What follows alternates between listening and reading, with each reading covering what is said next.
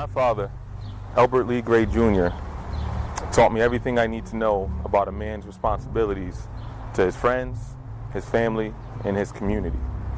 And it's through these hard lessons that I've learned principles and values that I use every day, especially now that I've started my own family, 3 boys and a little girl. So it is my pleasure to share with you my 3 most memorable moments with my father. Moment number 1. It's right here, a summer, scorching hot in 1987. My sister and I are playing in the front yard as my mother looks on from the steps. The scorching heat is coming down until the cool breeze of the wind hits. At that same time, my father pulls around the corner in a bright red van.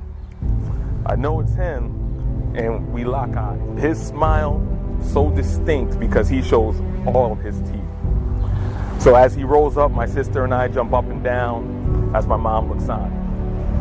Maybe my mom should have went to the dealership that day, or maybe he spent a little too much money on that van. But when he pulled up, all bets were off. My sister and I run up to the van, get the front door open, and jump onto the front seats. We walk through a hallway to the back, and we see a couch. Now, we've never seen a couch in a van before, but today that couch was for jumping. And we jumped on that couch until my father yelled to the back to sit down and buckle up, because it was a very special day. We pulled off to the new McDonald's on New Park Ave, and of course, as kids, we had the Happy Meal. Now, it wasn't just that we had a Happy Meal, we also had the strawberry milkshakes. And if you've ever had a milkshake from McDonald's, well, I'm sure some of you guys have. And I don't remember anything else about that day after we returned home. All I know is that's the happiest I've ever seen my father in my life. Moment number 2. Now I'm 15 years old and in high school. I had just got suspended and was watching videos at home. It was all good till the phone rang. Elbert? No one calls me Elbert. Dad? Son, sounds like you had a tough day in school today. I said, yeah. He said, but really, it seems like it's been a tough year for you, and I think it's time for a change. I said, okay. He explained to me that he wanted me to move to Alabama with family so that I could get a fresh start. He told me he'd work it out with Mom, but it never came back up. We never discussed it again. But I knew in that moment that I needed to get it together. Guess what? I didn't. I'm so smart, I'm stupid, my mom would say, because I had enough credits to graduate high school after completing my junior year. Maybe I was rebelling, but I ended up going to jail, and once released, I decided never to go home again. Moment number 3. Now I'm 30-something years old, and after a long day of work, I head to my parents' house. My mom is always happy to see me so she can have someone to talk to or have some chit-chat about how the day is going, the things my sisters have done, how the family's been acting, and what's the next event. This day wasn't the same. The house was oddly quiet, and my mom wasn't as energetic as she usually was. She still had the wine. So she pours 2 glasses and stands up and she slams her hand on the table. And she slides me an envelope and she says, Al, your dad passed away. And I'm devastated.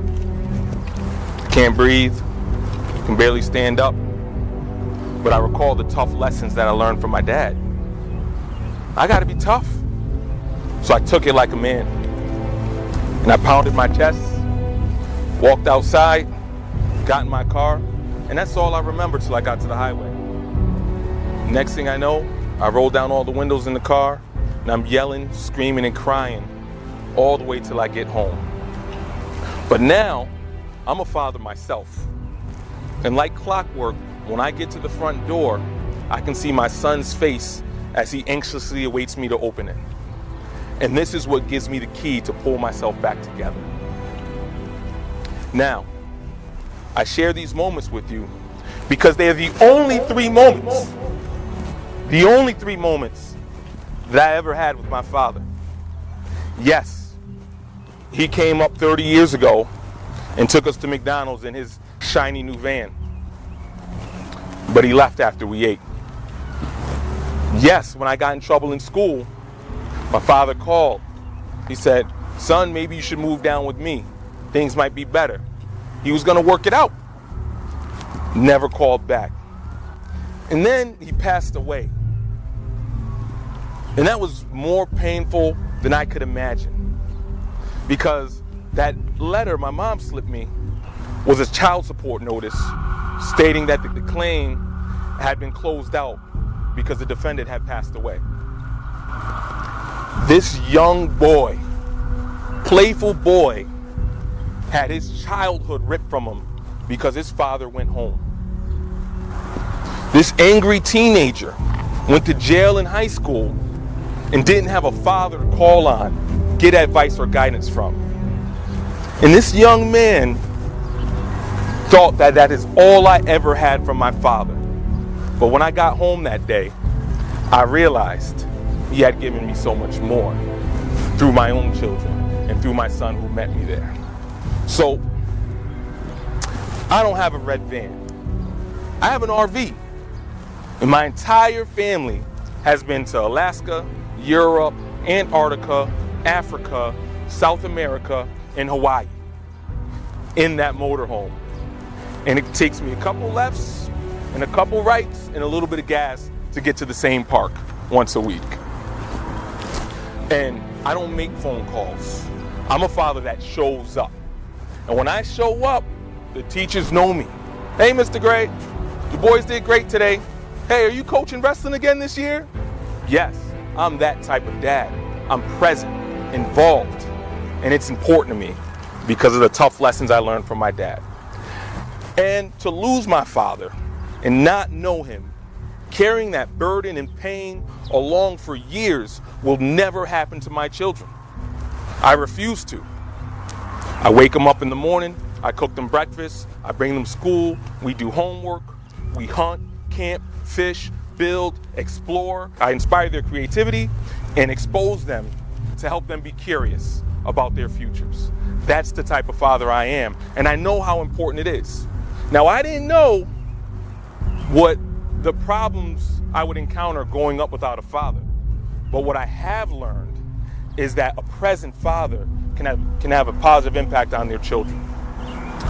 Now, there's one thing I want you all to take away from this, and it seems obvious, and you probably say it all the time, but you gotta realize that these moments are precious and they do not last forever.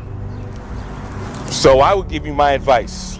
Continue to create your great moments, but understand on the other side of your moment, someone else is experiencing the same thing, except through their eyes. One last thing. My father, if I could meet him again today, I would hug him, I would tell him I love him, I would tell him I forgive him, and I would tell him that we are okay. God bless.